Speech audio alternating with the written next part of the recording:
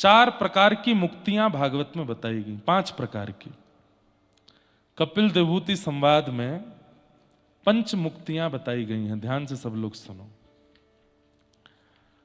भगवान कपिल देवभूति माता को ज्ञान उपदेश कर रहे हैं और ज्ञान उपदेश करते हुए मैया से कहते हैं, मैया मेरी 5 प्रकार की मुक्तियां होती हैं। कौन कौन सी? वो पूरा प्रसंग बहुत सुंदर है, वो पूरा प्रसंग ही सुनाते हैं।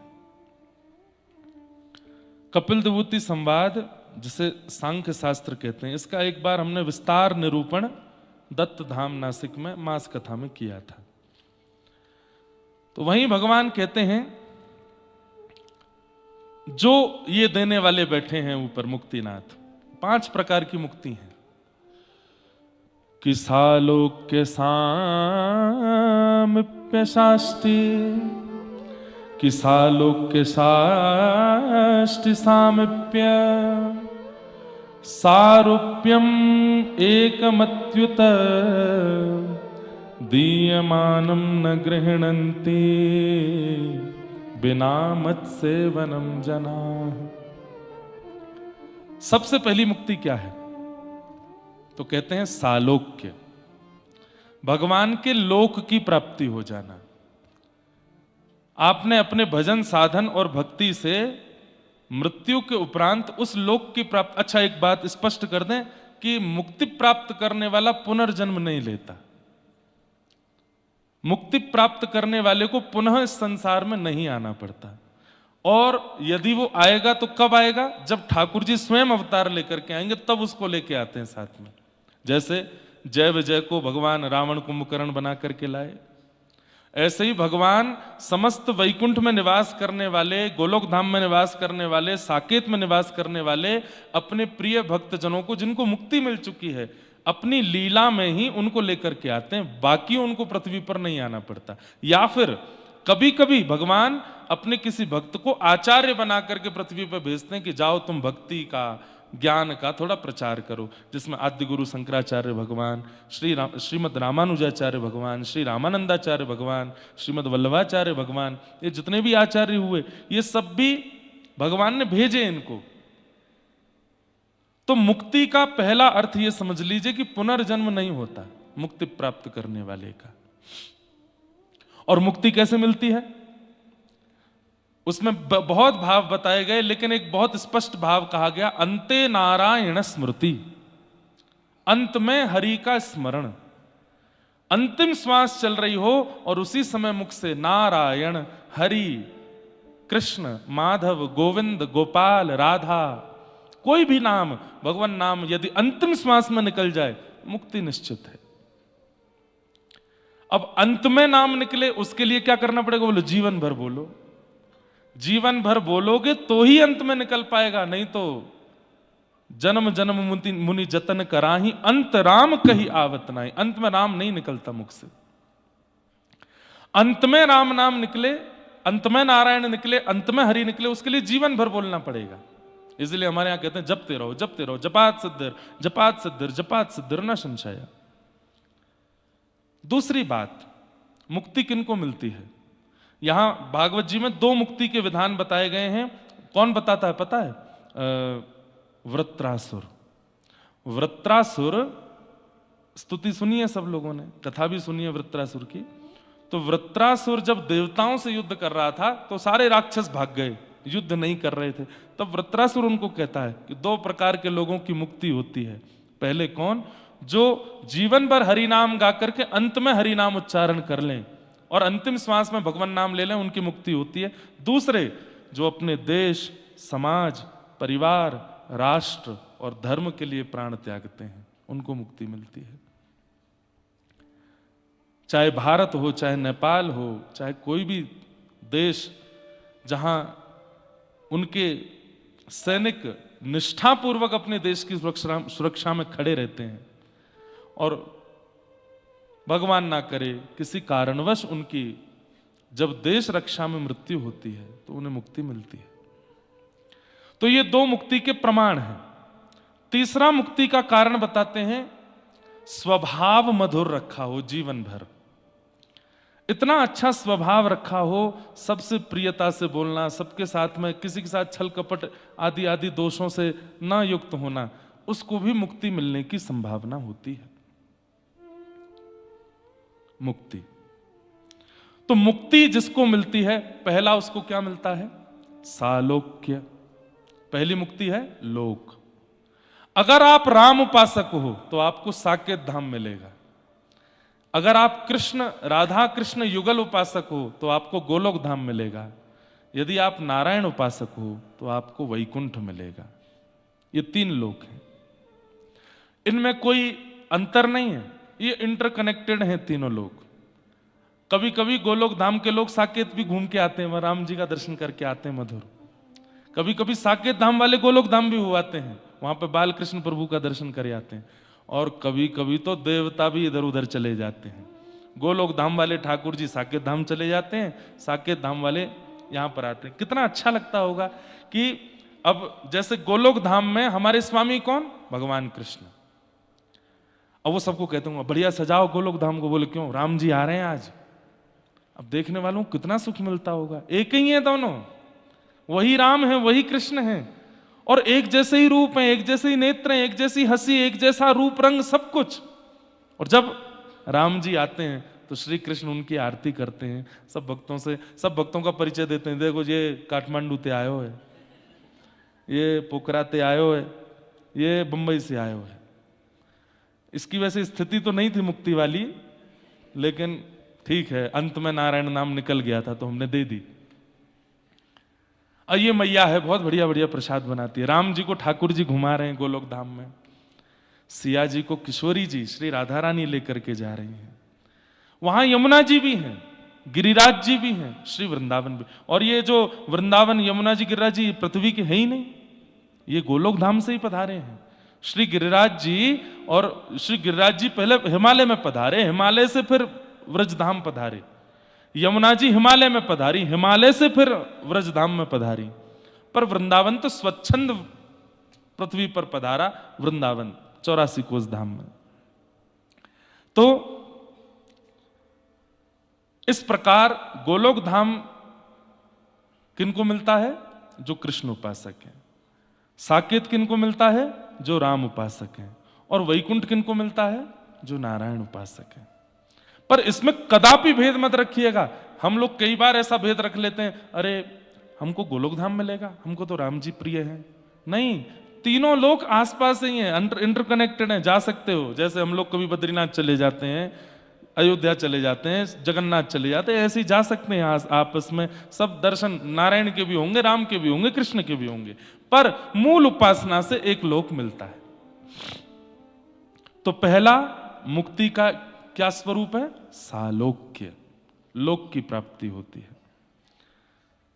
इससे भी थोड़ी अपग्रेड मुक्ति है, सालोक्य साष्टी। साष्टी मुक्ति क्या है? एक तो होता है कि लोक मिल गया, अब उस लोक में भी थोड़ी सी प्रायोरिटी मिल गई। प्रायोरिटी कैसे मिल गई? किसी को रूम मिला मुक्तिनाथ मंदिर से खूब दूर, किसी को मिला बिल्कुल चरणों में ही, वहीं जाने का ही अवसर मिल गया। मतलब अब लोक प्राप्ति तो बहुतों को हो जाती है, पर उस लोक में भी ठाकुर जी के थोड़ा पास रहने का अधिकार सबको नहीं मिल पाता। तो शास्त्रीय मुक्ति क्या है? बोले जिसने खूब कथाएं सुनी हों, खूब मंगल मंगल अपने जीवन में उत्सव आदि किए हों, और फिर भगवान नाम गाते हुए अंत में हरि नाम बोला हो, उसको शास्त्रीय मुक्ति मिलती है। ठाकुर जी उसको अपनी कोई एक सेवा, दूर की सेवा लेकिन थोड़ी समीप मिल जाती है। जैसे भगवान आकर के सभागृह में बैठेंगे, तुम पहले ही जाकर के वहां आसन बिछा दो, पहले ही जाकर के वहां इत्र का लेपन कर दो। ठाकुर जी इस सभा में कुछ पाने के लिए आएंगे, तुम अपने जो बढ़िया तुमको बनाना हो बना दो वहां जाकर के। ऐसे एक अंदरूनी सेवा मिल जाएगी जिसमें आपको थोड़ा सामीप्य अनुभव होगा ठाकुर जी का। इस मुक्ति को क्या कहते हैं? शास्त्रीय। पर शास्त्रीय मुक्ति अधिकतर उन्हीं को मिलती है जिन्होंने जीवन भर सेवा की हो। जैसे अपने लड्डू गोपाल की सेवा में खूब बढ़िया बढ़िया व्यंजन बना बना करके खिलाए हों, तो मुक्ति के बाद में ठाकुर जी फिर व्यंजन की ही सेवा दे देते हैं, बढ़िया है। गजराज तारो तेने आवने को जावने को खावने पकावने को मीराबाई तारी है। नरसी मेहता को तारो वहीवार सवारने को, वेदन सुनावने को जय देव तारो है। गोस्वामी तुलसीदास जी आज भी साकेत धाम में बैठ करके लीला ही गाते होंगे, क्योंकि जीवन भर लीला ही गाई है। जयदेव महाप्रभु आज भी गोलोक धाम में बैठ करके श्री जगन्नाथ प्रभु को वहां पर आज भी स्तुतियां सुनाते होंगे, क्योंकि स्तुतियां ही गाई हैं। आपने अपने मानव जीवन में एक प्रकार से ये कह लें तो कोई अतिशयोक्ति नहीं, ये ट्रेनिंग है। यहां जो करके जाएंगे मुक्ति के बाद फिर वो सेवा हमको एक प्रकार से जॉब के रूप में मिल जाएगी। अब तुम यही करोगे, अब तुम्हारी ये सेवा हमको स्वीकार है। अच्छा, एक प्रश्न आता है, भगवान तो एक ही होंगे और वैकुंठ गोलोक और साकेत में तो बहुत सारे भक्त होंगे, अब बहुत सारे भोजन बनाना जानते होंगे तो ठाकुर जी सबका पाते होंगे। जब भगवान कृष्ण लीला में 16,108 पत्नियों के लिए 16,108 रूप धारण कर सकते हैं, तो गोलोक धाम में भी ठाकुर जी अनेक रूप धारण कर लेते हैं और अनेक रूप धारण करके सबको सुख देते हैं। तो सालोक्य, साष्टी और तीसरा मुक्ति का स्वरूप क्या है? सामिप्य। आहा, ये मुक्ति कौन सी है? बोले अति सामिप्य मिल जाता है। ठाकुर जी सिड्डी से भी उतर रहे हैं तो ऐसे हाथ कहेंगे, हाथ दो, हाथ पकड़ करके उतर रहे हैं। ठाकुर जी किसी से बात कर रहे हैं, टेक लगानी है तो आपके कंधे पे ही टेक लगा रहे हैं। ठाकुर जी कुछ करने जा रहे हैं तो आपसे ही पूछ रहे हैं, और ये बताओ ऐसा करना चाहिए कि नहीं? हाँ हाँ, जैसे आप कर सकते हो। ये सामिप्य मुक्ति है। इसमें ठाकुर जी आपके समीपता का अनुभव करते हैं और आपको, जैसे उद्धव, वृष्णीनाम प्रवरो मंत्री कृष्णस्य दयितः सखा शिष्यो बृहस्पतिर साक्षात उद्धवो बुद्धि सत्तम। इतनी बढ़िया कथा चल रही है, इतना बढ़िया मौसम है, दो चारों को झोंके आ रहे हैं, कौन ही मार के उठा दिया करो, मुक्ति मिल जाएगी उठाने वाले को। एक आध कोई आते हैं पर आ जाते हैं कभी कभी। तो पता नहीं, हमको तो नींद ही नहीं आ रही है। यहां पर आप लोग कैसे सो रहे हैं? रात में भी सो रहे हैं तो पता है कि हम सोए हैं, लेटे हैं, हल्का सा सिर में दर्द सा होता रहता है। ये प्रसाद है मुक्तिनाथ का। तो तीसरी मुक्ति कौन सी है? सामिप्य। सामिप्य मुक्ति में जैसे उद्धव, जैसे मधुमंगल, जैसे श्रीदामा, जैसे तन सुखा, मन सुखा, धन सुखा, जैसे कुंभनदास, जैसे सूरदास, जैसे कृष्णदास, इन सबको सामिप्य मुक्ति मिली है। इनसे ठाकुर जी राय लेते हैं। वो बुला रहा है, जाऊं कि नहीं जाऊं? हाँ जय जय, जा सको, चलो तेरी मान के चलेंगे हम। जैसे राम अवतार में हनुमान जी, जामवंत जी, सुग्रीव, ये सब कौन है? ये सामिप्य हैं। ठाकुर जी इनसे पूछते हैं क्या करना चाहिए बताओ। तो सामिप्य मुक्ति जब मिल जाती है तो मुक्ति के बाद में ठाकुर जी का अति सामिप्य, संग चलना। ठाकुर जी आपसे ही पूछेंगे कौन से वस्त्र पहनूं बताओ, ये वाले पहनो, अच्छा ठीक है यही पहनूंगा। अच्छा, इसमें भी सामिप्य मुक्ति भी अनेकों को मिली होगी, तो उनके लिए भी अनेक ठाकुर जी हैं। कहीं पर ठाकुर जी नीले वस्त्र पहन के घूम रहे हैं, कहीं पर पीले वस्त्र पहन के घूम रहे हैं, कहीं पर सफेद, लेकिन आपको अपने वाले ही दिखेंगे, दूसरे नहीं दिखेंगे। अरे अद्भुत है, ठाकुर जी की लीला आड़ी अद्भुत है। वहां इस प्रकार ठाकुर जी सामिप्य मुक्ति देते।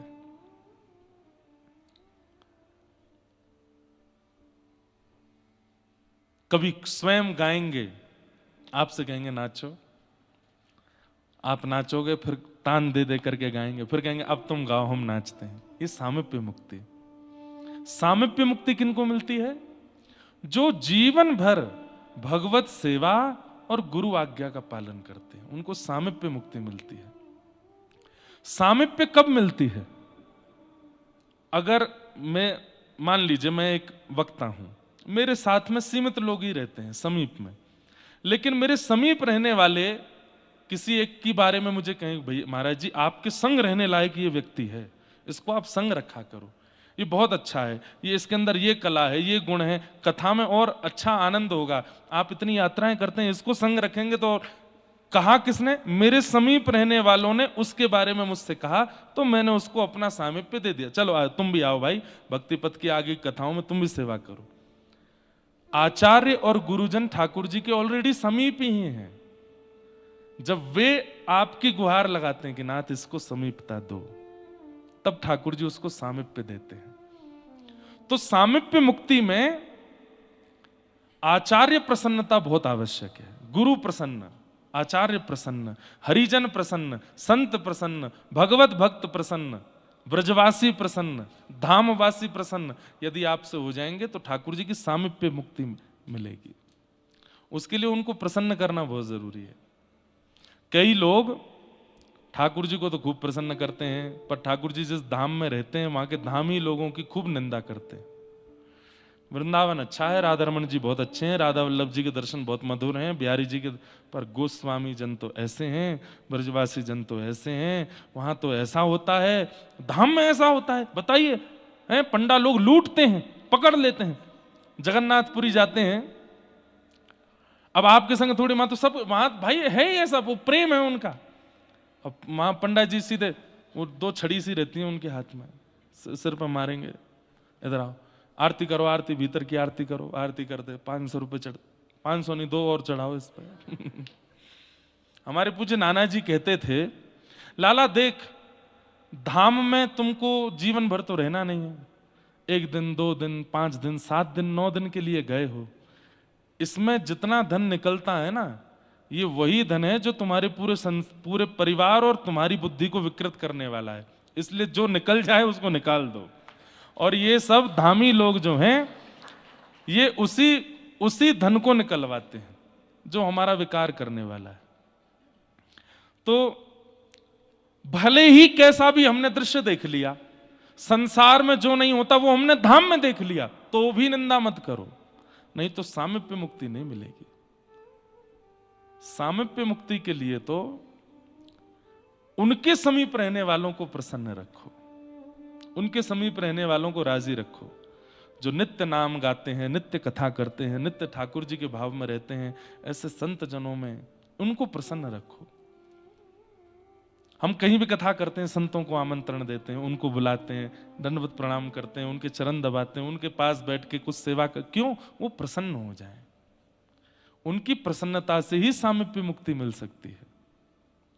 कई लोग नहीं, अब जैसे हम मिल नहीं पाते बहुत लोगों से, तो फिर ऐसे आचार्य अगर कोई हो जो मिलते ही नहीं है, उनको कैसे प्रसन्न किया जाए? तो बोले उनके वक्तव्य जो कथा में भी होते हैं, जो सामान्य रूप में भी होते हैं, बस उस वक्तव्य का बिना मिले ही पालन करो। आपको वो देख लेंगे कि आप उनके कथन पर अनुकरण कर रहे हो, तो ही वो प्रसन्न हो जाएंगे, और उनकी प्रसन्नता से सामीप्य मुक्ति। तो सालोक्य, साष्टी, सामीप्य, और चौथी मुक्ति है सारूप्य। ये सारूप्य मुक्ति कैसी है? ठाकुर जी अपने जैसा रूप दे देते हैं, और पहले तो आप उनको निहार करके प्रसन्न हो रहे थे, अब वो आपको निहारते हैं, तुम इधर उसको लेके आओ भाई। जैसे होता है ना, जैसे 5 लोगों ने प्लान बनाया, कहाँ जा रहे हैं? चलो काठमांडू चलते हैं। यार वो और चल दे तो मजा आ जाएगा, क्यों? वो थोड़ा एंजॉय करता है, थोड़ा हंसाता रहता है, थोड़ा गाता है कुछ। तो ऐसे ही सारूप्य मुक्ति कैसी है? समीप रहने वाले भले ही 10 बैठे हों, लेकिन ठाकुर जी उन 10 से भी उसकी चिंतन कर रहे हैं, उसकी बात कर रहे हैं। अरे एक वो है, कौन? बोले उद्धव, उसको बुलाओ। भगवान उद्धव के पास बैठे हैं, उद्धव से बात कर रहे हैं, और उद्धव से बात करते करते कहने लग जाते हैं, उद्धव मैं और तुम यहां बैठे हैं, बहुत सुंदर चर्चा कर रहे हैं, लेकिन मेरा विदुर भी यहां होता तो कितना आनंद आता ना, विदुर जी। तो उद्धव जी कहते हैं मैं अपने आप को बड़भागी मान रहा था कि मैं ठाकुर जी से संवाद कर रहा हूं, लेकिन मैं अब विदुर जी को अपने से ज्यादा सौभाग्यशाली मानता हूं। क्यों? हजारों किलोमीटर दूर विदुर जी बैठे हैं, और यहां ठाकुर जी मुझसे बात कर रहे हैं, याद विदुर को कर रहे हैं। दुनिया हरि को याद करती, पर हरि जिसको याद करें वो सारूप्य मुक्ति। हरि जिसका चिंतन करें, जिसको याद करें।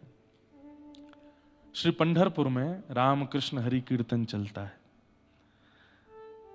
पुजारी जी ने ठाकुर जी का शयन करा दिया और रात्रि में पुजारी जी को मधुर करताल की ध्वनि आने लगी, मधुर मृदंग बज रहा है। पुजारी जी बोले कहां से आ रही है ये ध्वनि? ढूंढते ढूंढते ढूंढते जब मंदिर के गर्भगृह के पास गए तो गर्भगृह से ही ध्वनि आ रही थी। पुजारी जी ने धीरे से पर्दा हटा करके भीतर देखा तो क्या पाया कि रुक्मणी जी मृदंग बजा रही हैं और श्री ठाकुर जी अपने हाथ में करताल लेकर के ज्ञानोबा तुकाराम, ज्ञानोबा तुकाराम, ज्ञानोबा तुकाराम, ज्ञानोबा तुकार, ज्ञानोबा तुकाराम कीर्तन कर रहे हैं ठाकुर जी। और रुक्मणी जी खूब आनंद में भर करके महाराज मृदंग बजा रही हैं और ठाकुर जी उछल उछल के कीर्तन कर रहे हैं, ज्ञानोबा तुकाराम। पूरे दिन हम ठाकुर जी का कीर्तन करते हैं। पूरे दिन कीर्तन करने वालों का नाम फिर रात में ठाकुर जी सजा करके कीर्तन में फिर ठाकुर जी गाते हैं। ठाकुर जी भक्तों का कीर्तन करते हैं, ज्ञानोबा तुकाराम। किसी ने पूछा ठाकुर जी से, क्या ये दो ही भक्त आपको प्रिय हैं? मीराबाई हुई, जनाबाई हुई, कबीरदास हुए, इतने सारे भक्त हुए, आप ये दो का ही कीर्तन क्यों करते हो? ठाकुर जी बोले भक्ति शतक के सबसे पहले भक्त कलिकाल में यदि हुए तो वो हुए ज्ञानेश्वर महाराज।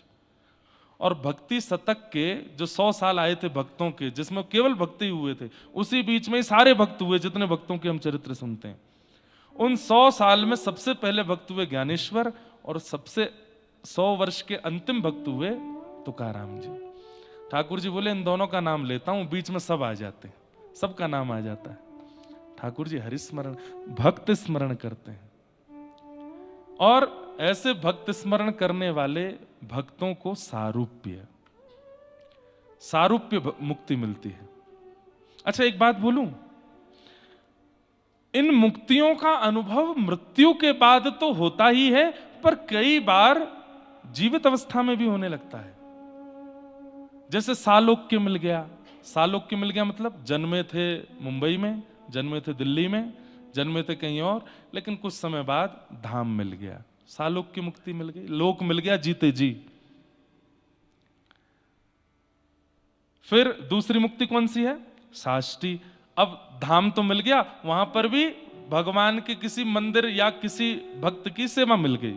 राधा वल्लभ जी मंदिर में कोई सेवा मिल गई, राधा रमन जी में कोई सेवा मिल गई, बिहारी जी में कोई सेवा मिल गई, गिरिराज जी में कोई सेवा मिल गई। और कोई सेवा नहीं मिली तो अपने आप ही श्री पंडित गया प्रसाद जी महाराज की तरह सोहनी सेवा ले ली, व्रज में सोहनी कर रहे हैं, जमुना जी का मार्जन कर रहे हैं, सरजू जी में सेवा कर रहे हैं। जहां भी धाम की प्राप्ति हुई वहां कोई सेवा मिल गई तो साष्टी मुक्ति हो गई, जीते जी। सालोक्य हो गई धाम की प्राप्ति, साष्टी हो गई सेवा की प्राप्ति। और फिर तीसरा सामिप्य, आपकी सेवा से प्रसन्न होकर अब आपको अंतरंग सेवा मिल गई है, अब ठाकुर जी की थोड़ी निज सेवा मिल गई है, थोड़ी पास की। और फिर मिल गई सारूप्य। अब मंदिर में ठाड़े ठाकुर जी लाखों वैष्णवों को नहीं आपका ही स्तमन करते हैं। वो कब आएगा मुझको मिलने, वो तो आया ही नहीं मेरा दर्शन करने। सारूप्य। नामदेव जी महाराज को एक बार सारूप्य मुक्ति दी थी, मैंने कथा सुनाई है। उनकी माता जी कहती थी, ए नामा, ये विठोबा तेरे संग खेलता है? बोले हाँ। उसको बोलना कि मैं एक बार प्रसादी बनाऊं तो पानी आएगा। नामदेव जी बोले ठीक है मैं बोल दूंगा।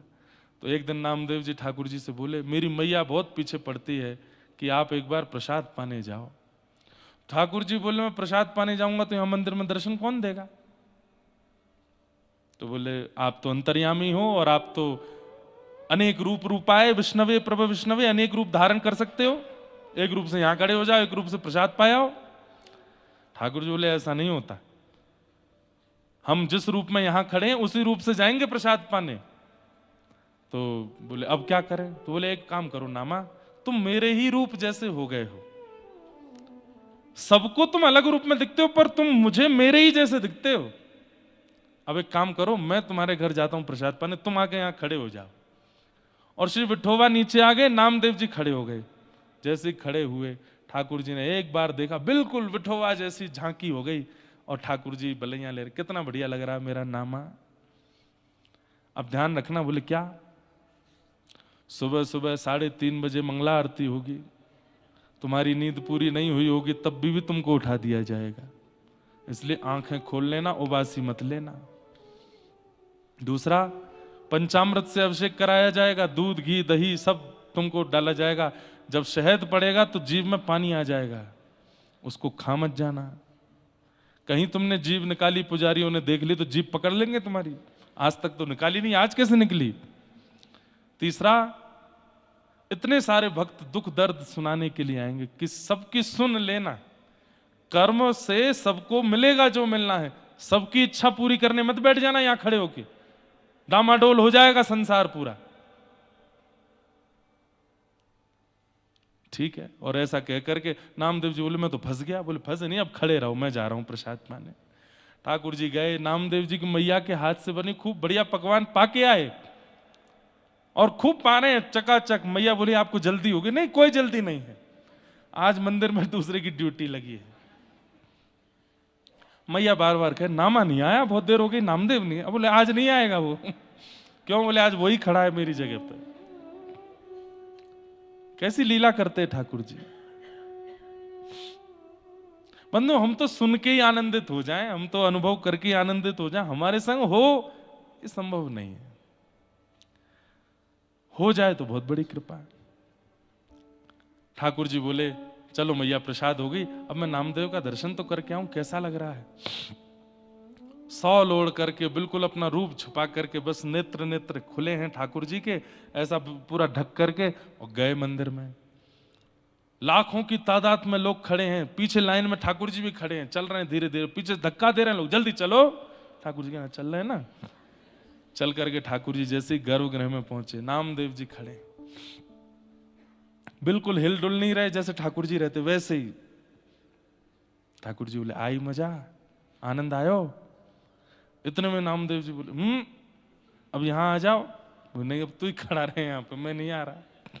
बोले जैसे हाथ जोड़ू, हमें परमात्मा नहीं बनना, आप भी बनो परमात्मा। तो ठाकुर जी ने बोले अभी एक काम तो करने दो। बोले क्या करोगे? बोले परमात्मा के सामने खड़ा हूं, प्रणाम तो करूंगा।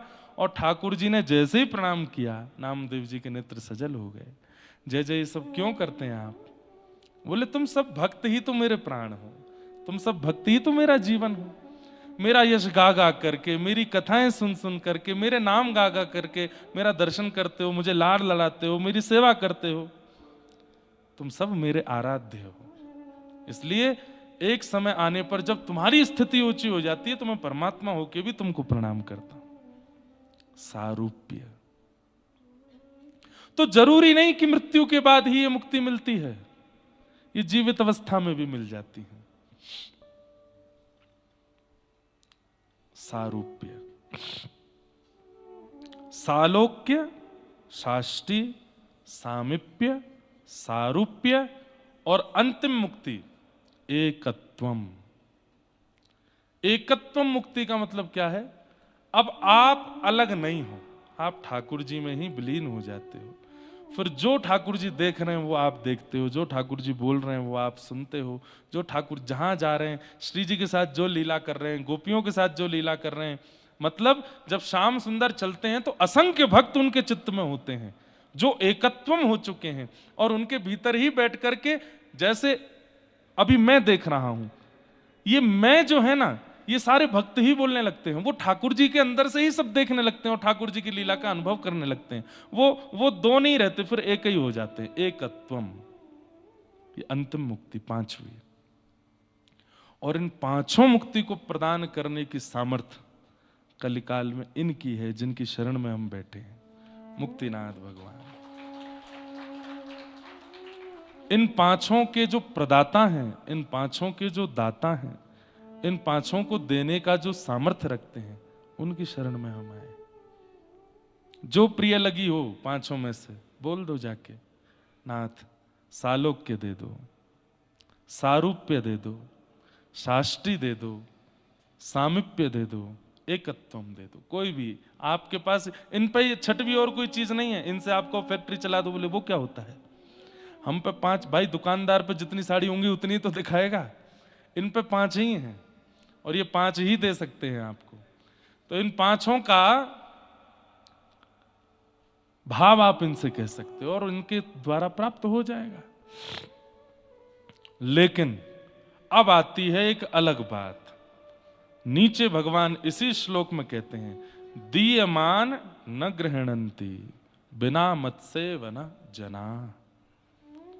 ठाकुर जी कहते हैं, लेकिन देवहूति माता, ये पंच मुक्ति प्रदान करने की सामर्थ्य मेरे अंदर है, लेकिन मेरे प्रेम लक्षण से युक्त भक्त इन 5 को कभी स्वीकार नहीं करते।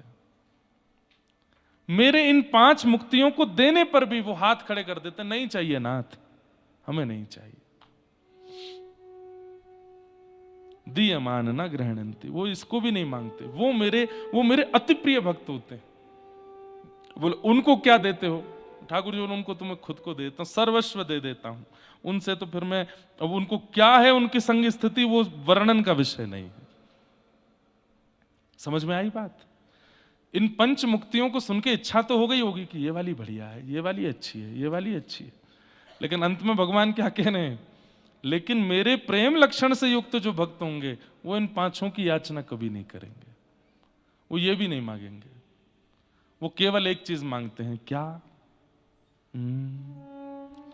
लक्षणम भक्ति योगस्य निर्गुणस्य हिदाहतम अहैतुक्यव्यवहिता या भक्ति पुरुषोत्तम।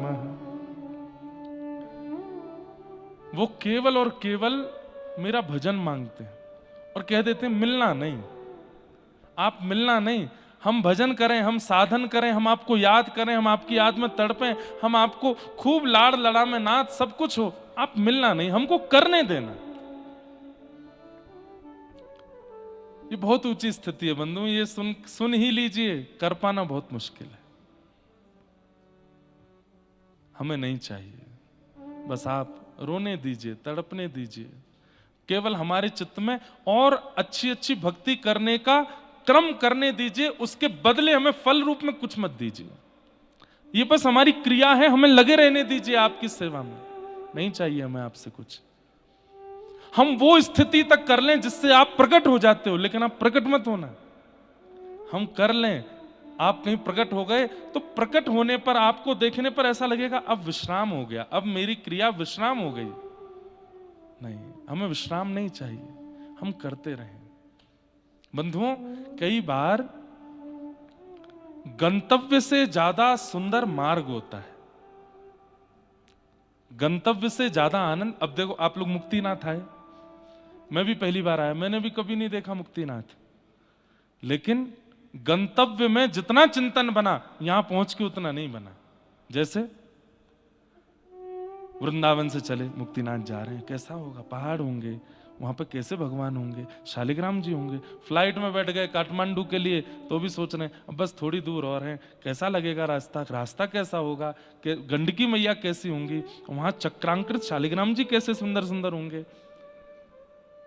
काठमांडू पहुंच गए, फिर वहां से पशुपतिनाथ दर्शन करके पोखरा के लिए निकले, अब बस थोड़ी दूर और रह गया है, पोखरा पहुंच गए हैं, अब बस पहुंचने ही वाले हैं। कितना अच्छा लगेगा ना, वहां कथा होगी, खांसी तो नहीं हो जाएगी, जुकाम तो नहीं हो जाएगा, भोजन कैसे बनेगा, इतने सारे लोग पहुंचेंगे, किसी को कष्ट तो नहीं हो जाएगा। फिर रास्ता प्रारंभ हुआ, कहीं झरने गिर रहे हैं, कहीं रास्ते टूटे हैं, कहीं कृष्ण।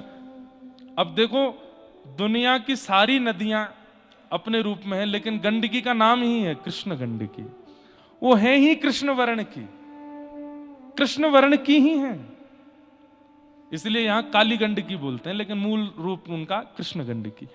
पूरे रास्ते उनको देखते आ रहे थे, ये दामोदर कुंड से प्रकट होती हैं। और देखो, लोग बाग चाहे जो भी कहें कि मिट्टी का रंग ऐसा है, यहाँ की काली मिट्टी है, कोई काली मिट्टी नहीं है यहाँ पर। वैसी मिट्टी है जैसी बद्रीनाथ में है, वैसी ही है जैसी गंगोत्री, यमुनोत्री और केदारनाथ में है, वैसी ही है जैसी सामान्य पर्वतों की है, पर यहाँ की नदी फिर भी काली है। क्यों? असंख्य शालिग्राम भगवान कृष्ण विराज रहे ना भीतर। उनका आचमन करके, उनका स्नान करके बहती हैं, इसलिए कृष्ण गंडकी हो गई है, उन्हीं के रूप में हो गई है। तो रास्ते पर गंडकी जी को देखते आ रहे थे तो सोच रहे थे अब अच्छा लगेगा, कितना बढ़िया। फिर जोमसोम आ गया, बस अब तो थोड़ी दूर रह गया है। हवा चल रही है, सौंधी ठंडी ब्यार चल रही हैं, ऊपर चढ़ते जा रहे हैं, पहुंचते गए, यहाँ आ गए। यहाँ पहुंचने के बाद दूसरे दिन सुबह उठ करके गए, दर्शन किए सारे, वो बस विश्राम, दर्शन के बाद हो गए, चिंतन विश्राम हो गया। चिंतन कब बनता है? मार्ग में बनता है।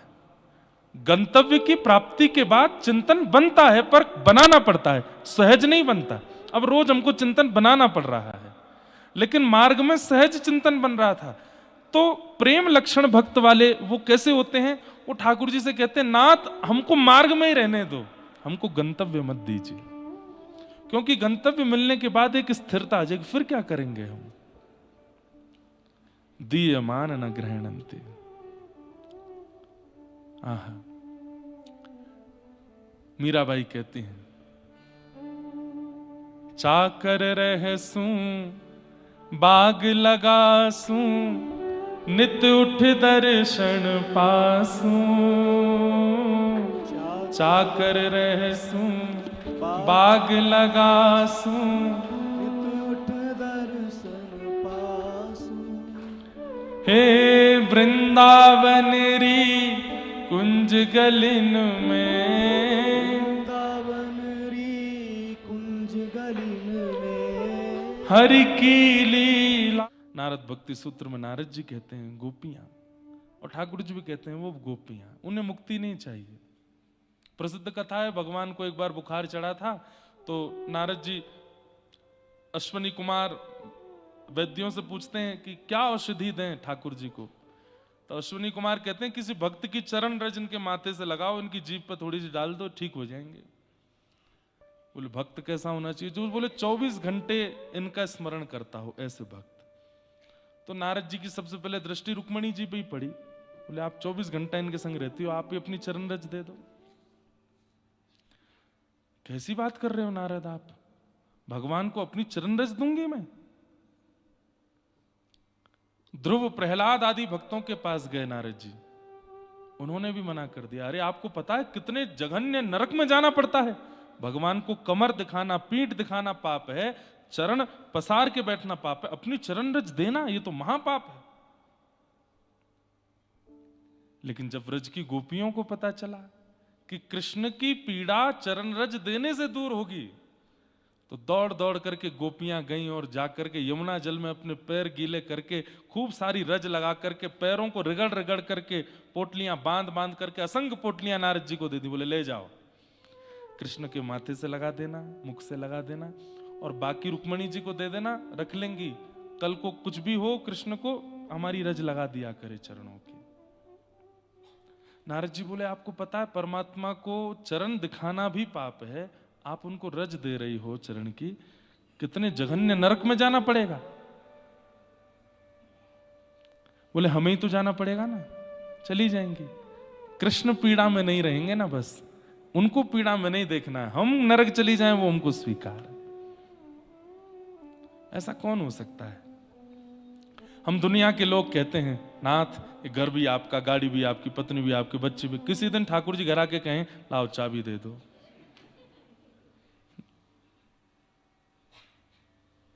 हाथ पैर खड़े हो जाएंगे हमारे। तो हमारी भक्ति तो ऐसी, हम इतना त्याग नहीं कर सकते ठाकुर जी के लिए, लेकिन ये व्रज की गोपियां हैं। आहा, प्रणय गीत में भगवान से कहती हैं भक्ता भजस्व दुर्वग्रहमात्यजास्मान, देवो यथादि पुरुषो भजते मुमुक्षु। संत्यज्य सर्व विषयाम स्तव पाद मूलम, सब छोड़ करके आई हैं आपके चरणों में। अरे रास को बहुत सामान्य मत समझा कीजिए, पति बच्चे परिवार लोक लाज मर्याद सबके बीच में रह करके गोपियां चली गई रास में। कईयों के पतियों ने रोका तो अपने प्राण त्याग करके चली गई रास में। ये सामान्य बात नहीं थी। आज हमको एक स्थान पर आमंत्रण मिलता है कि वहां कथा हो रही है, आना है, तो हम इसका कोई गलत अर्थ मत निकाल लेना आप लोग कि महाराज जी हमको आज्ञा दे रहे हैं कि आप भी गोपियों की तरह भाग के आओ, नहीं बिना बताए आ जाओ। नहीं, प्रयास करना चाहिए कि सबके सहमति से ही आओ, क्योंकि ये ना तो आप गोपी हो और ना ये द्वापर है, ये कलयुग है और आप सामान्य जीव हो। लेकिन फिर भी गोपियों का त्याग देखिए, सब छोड़ करके आ गए। ठाकुर जी ने वहां पर पतिव्रता नारी का उपदेश दिया। एक नारी का जीवन पाप मुक्त कैसा होता है, ठाकुर जी इसके बारे में प्रवचन कर रहे हैं, और एक नारी पापनी कैसी होती है इसके बारे में ही बता रहे हैं। ये सब बातें सुनने के बाद भी गोपियां वापस नहीं जा रही और कह रही हैं अब तो सब छोड़ के आ गई आपकी शरण में। लेकिन उसके बाद क्या कहती हैं कि आप हमें हमेशा के लिए स्वीकार करो, हम इसके लिए नहीं आई हैं नाथ, एक बार कह दो कि आप मेरी हो, और उसके बाद भले ही जीवन भर कभी मिलिएगा नहीं, कभी हमें मत मिलिएगा, हम उसी में प्रसन्न रह लेंगे कि आपने एक बार हमें स्वीकार तो किया। सीधी बात, सालोक्य शाष्टी सामिप्य सारूप्य एकत्वम, इन मुक्तियों की कामना करने वाला भक्त ज्ञानी हो सकता है, ध्यानी हो सकता है, भजनानंदी हो सकता है, प्रेमी नहीं हो सकता। प्रेमी इनको नहीं मांगेगा। प्रेमी तो देना जानता है, मांगना नहीं। वो मुक्ति भी नहीं मांगेगा। हनुमान जी महाराज साकेत धाम नहीं गए। क्यों नहीं गए? मैंने कितनी बार कथाओं में बताया। राम जी सबके लिए विमान लेकर के आए। जैसे ही हनुमान जी से कहा बैठो, बोले नहीं मैं नहीं जाऊंगा। बोले क्यों? बोले मैंने सुना साकेत में कथा नहीं होती। भगवान बोले जहां हम प्रत्यक्ष बैठे वहां कथा सुनने की क्या आवश्यकता है? बोले ना, तो फिर आपका साकेत आपको ही शुभकामना में देता हूं, मैं नहीं जाऊंगा। मैं उस कथा का त्याग नहीं कर सकता जिस कथा से आपकी अनुभूति होती है। ये कौन है? दीयमान न ग्रहणंती, हनुमान जी महाराज, व्रज की गोपियां, ये कौन है जिनको मुक्ति दे भी रहे तो नहीं ले रहे? ठाकुर जी कहते हैं ये मुझे बहुत प्रिय है। और ऐसों को क्या मिलता है? ऐसों को ठाकुर जी का सर्वस्व मिलता है, और हमारी व्रज की प्रणाली में निज वृंदावन मिलता है। जो मुक्ति की भी कामना नहीं करते, किसी वस्तु की कामना नहीं करते, उनको ठाकुर जी फिर निज वृंदावन देते। निज वृंदावन क्या है? श्री गोलोक धाम एक प्रकार से ऐसी हमारी भावना है कि ये पृथ्वी से परे 3 लोक हैं, साकेत, गोलोक और वैकुंठ। लेकिन गोलोक धाम से भी अतिशय सुख देने वाला निज वृंदावन, जो कि इसी धराधाम पर है लेकिन हमें दिखता नहीं है, वो निज वृंदावन है। जहां सारे वृंदावन को भजने वाले भक्त वही हैं। स्वामी श्री हरदास जी, तिरवंश महाप्रभु, मीराबाई, कृष्णदास, नरसिंह मेहता, ये सब उसी निज वृंदावन में है। उस निज वृंदावन का रूप ऐसा ही है, नक्शा ऐसा ही है, ऐसी यमुना जी हैं, ऐसे ही सब मार्ग हैं, ऐसे ही मंदिर हैं। बस आधुनिकता नहीं है और मंदिर में पाषाण नहीं है, मंदिर में मूर्ति नहीं है, मंदिर में प्रकट ठाकुर जी बैठे। राधारमन लाल जी का दर्शन करने गए तो छोटे से लाला वहीं पर सिंहासन पे ही बैठे हैं, गौतम मसनद की टेक लगा के बैठे हैं। जैसे ही आप दर्शन करने आ गए हो, कहा लेके आए हो मेरे काजे, खाली आता आयो है, चल जा कछु बना के ला। राधा वल्लभ जी का दर्शन करने गए तो मंदिर के गर्भगृह में नहीं, बाहर के प्रांगण में श्री राधा वल्लभ लाल रास विहार कर रहे हैं और आप उसका दर्शन कर रहे हो। बांके बिहारी जी जब दर्शन करने गए तो कुंज में श्री बिहारी जी, आहा, बिहरत लाल बिहारिन दो यमुना जी के तीरे तीरे, यमुना जी के तीर पर दोनों श्री प्रियालाल जी विहार कर रहे हैं और हम सब छुप करके केवल उसका दर्शन कर रहे हैं। ये निज वृंदावन है। कहते हैं यमुना जी का जल कैसा है?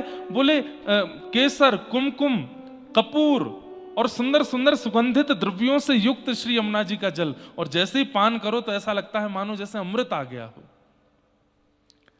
चलते फिरते कौन दिखते हैं निज वृंदावन में? अरे चर्चा होती, अरे रुक जाओ किनारे हो जाओ। बोले क्यों? स्वामी श्री हरदास जी आ रहे हैं, हरदास जी महाराज चल रहे हैं। ये कौन है? पैरों में घुंघरू बांध करके नृत्य कर रहे हैं। बोले नरसिंह मेहता हैं। ये कौन इतने मधुर स्वर में गा रही हैं? बोले मीराबाई हैं। सब हरि भक्त वही हैं, वो निज वृंदावन है। जो ये पंच मुक्ति की कामना नहीं करते और केवल प्रेम लक्षणा भक्ति से ठाकुर जी से कहते हैं कुछ मत दीजिए, कुछ मत दीजिए, बस मुझे भजन करने दीजिए।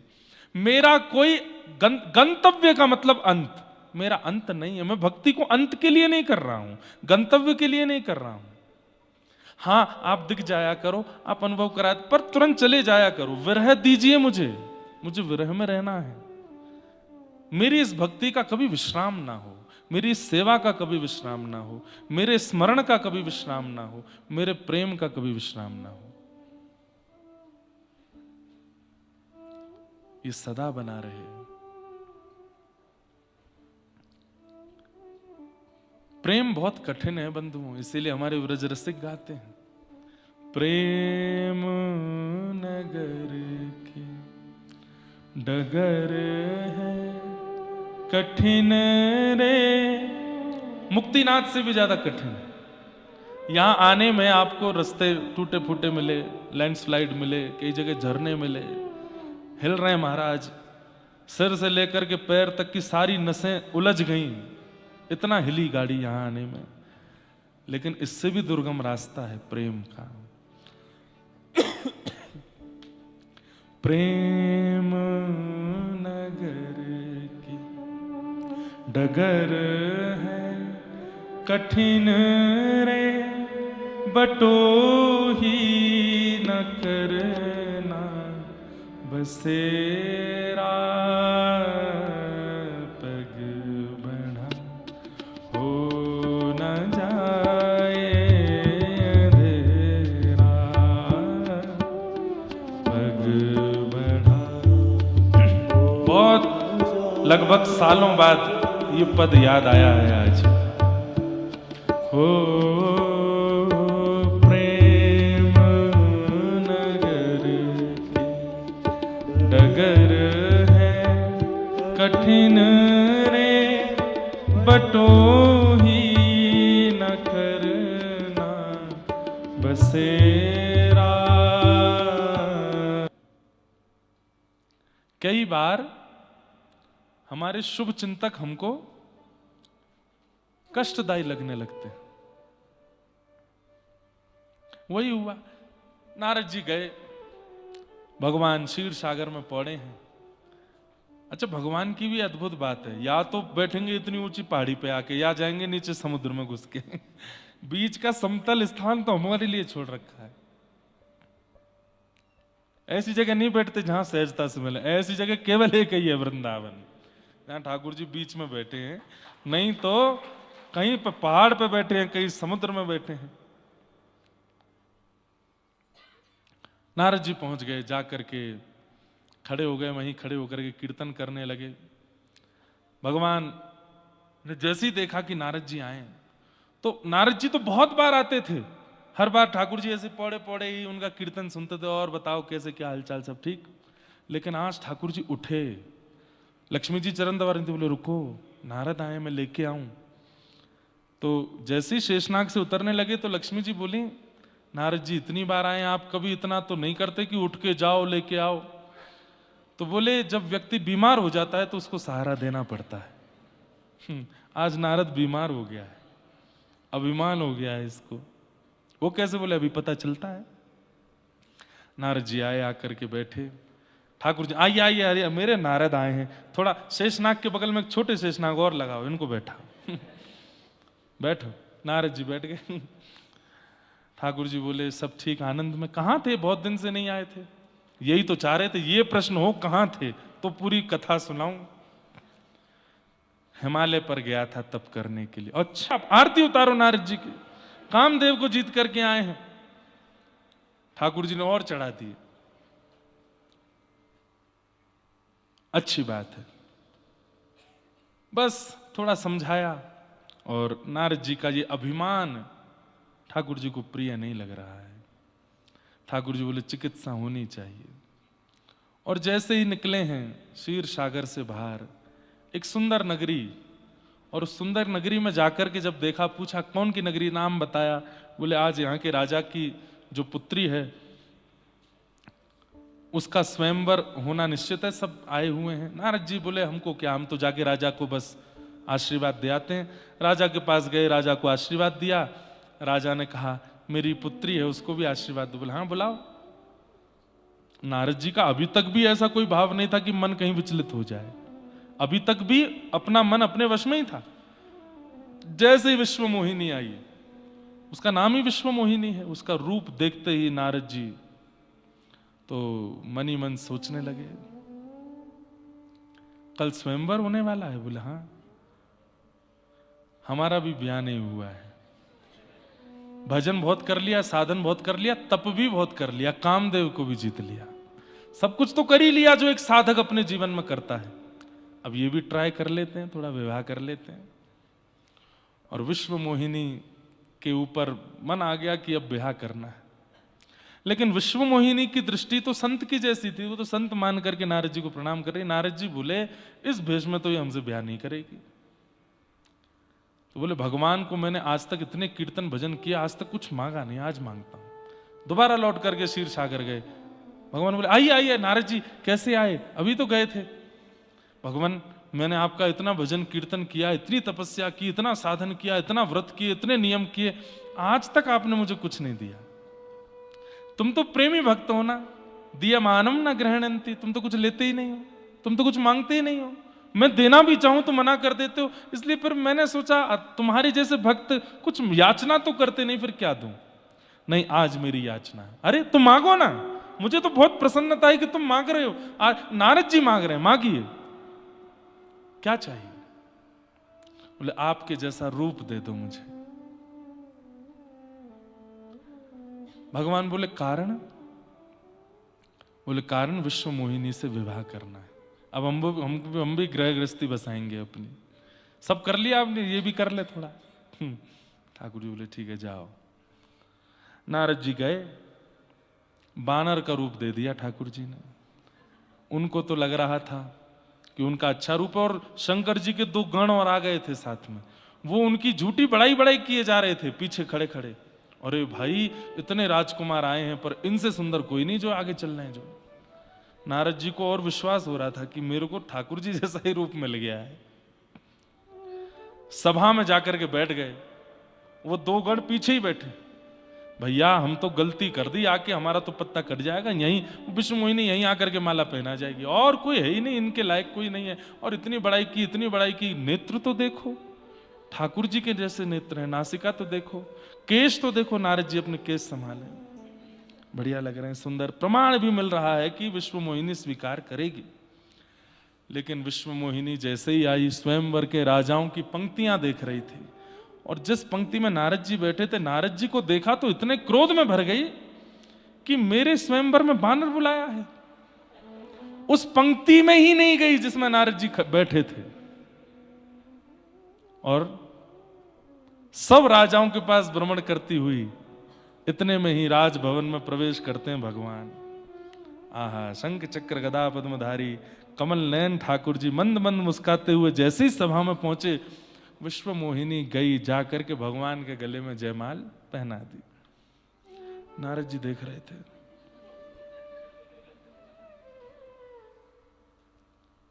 क्रोध में भर गए, बोले कि मैं तो इनके जैसा ही रूप लेकर के आया हूं, फिर मुझे माला क्यों नहीं पहनाई। तो अब तक झूठी बड़ाई करने वाले जो दो गण पीछे बैठे थे, अब वो हंसने लगे।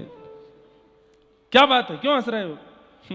एक बार जाके अपना चेहरा देख तो लीजिए। आ गए मुंह उठा के स्वयंवर में, और तुम तो कह रहे थे कमल जैसे नेत्र, तुम तो कह रहे थे ऐसे।